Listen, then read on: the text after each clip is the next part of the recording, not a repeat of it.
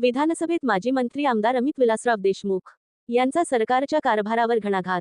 महाराष्ट्रात कायदा आणि सुव्यवस्थेची परिस्थिती बिकट झाली आहे, त्यामुळे या परिस्थितीत कसे जगावे हा शेतकरी आणि सामान्य माणसांसमोर प्रश्न पडला आहे, असे माजी मंत्री आमदार अमित विलासराव देशमुख यांनी आज विधानसभेत त्यांनी बोलताना म्हटले आहे. महाराष्ट्र विधिमंडळाचे पावसाळी अधिवेशन सध्या मुंबई येथे सुरू आहे. पवनचक्की बसवणाऱ्या कंपनीकडून धाराशिव जिल्ह्यात शेतकऱ्यांना मारहाण होत असून पोलीस अधिकारीही शेतकऱ्याऐवजी कंपनीच्या लोकांना पाठीशी घालत असल्याची चर्चा आज विधानसभेत उपस्थित झाली, तेव्हा शासनाकडे यासंबंधीची कसलीच माहिती उपलब्ध नसल्याचे निदर्शनास आले.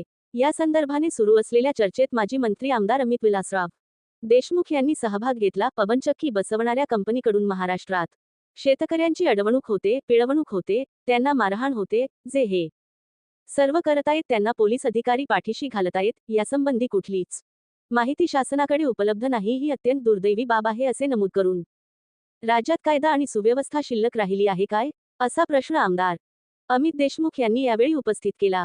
पवनचक्की कंपनीचे लोक शेतकऱ्यांना मारहाण करीत असतील, पोलीस अधिकारी शेतकऱ्यांना न्याय मिळवून देत नसतील, तर महाराष्ट्रात कायदा आणि सुव्यवस्थेची परिस्थिती बिकट आहे हे स्पष्ट होत आहे. त्यामुळे शेतकरी आणि सामान्य माणसाला राज्यात कसे जगावे असा प्रश्न पडला असल्याचेही त्यांनी म्हटले. धाराशिव जिल्ह्यात कोणत्या कंपनीच्या लोकांनी शेतकऱ्यांना मारहाण केली, ज्या शेतकऱ्यांना मारहाण झाली त्यांचे नाव आणि ज्या पोलीस अधिकाऱ्याने शेतकऱ्याला न्याय मिळवून दिला नाही, या संदर्भाने संपूर्ण माहिती मागवून घेऊन ती संबंधित विभागाच्या मंत्र्यांनी सभागृहात सादर करावी, अशी मागणी यावेळी आमदार देशमुख यांनी केले.